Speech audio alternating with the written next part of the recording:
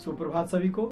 मैं मनीष कुमार शर्मा, प्राथमिक शिक्षक, केंद्रीय विद्यालय रेलवे ईदगाह, आगरा संभाग, कक्षा 5वीं की हिंदी की पाठ्य पुस्तक रिमझिम में संकलित पाठ 9 एक माँ की बेबसी भाग 1 में कविता की पृष्ठभूमि, कविता की भूमिका और ये कविता आपके पाठ्यक्रम में क्यों सम्मिलित की गई है, इस पर परिचर्चा लेकर उपस्थित हूँ।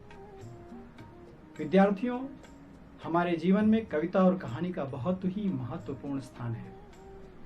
बचपन की यादें, खेल कूद, बचपन के दोस्त इस कविता और कहानियों के इर्द गिर्द घूमते रहते हैं। बरसों पहले जो कविताएं और कहानियां हमने पढ़ी थी, जब आज हम उसे पढ़ते हैं तो बिल्कुल वो नया रूप लेकर के हमारे सामने आती है।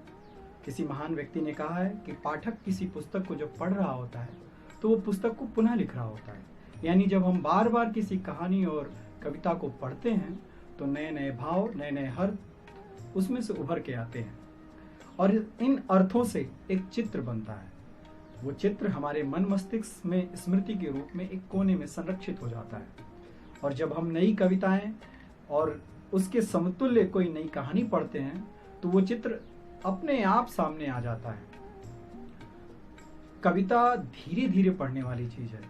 कविता एक बार में तुरंत समझ में आने वाली चीज नहीं है, इसलिए घबराने की कोई जरूरत नहीं है। जब हम कविता पढ़ते हैं तो कविता की एक पंक्ति, एक भाग ही अगर हमारे समझ में आ जाए तो कविता का उद्देश्य सार्थक हो जाता है।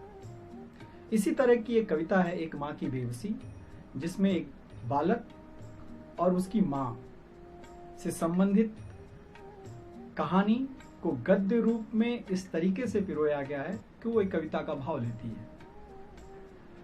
हम इस भाग में बस इतना ही समझें कि कहानी और कविता क्यों हमारे जीवन में महत्वपूर्ण है और क्यों इस कविता के भाव को हमें धीमे धीमे समझना चाहिए।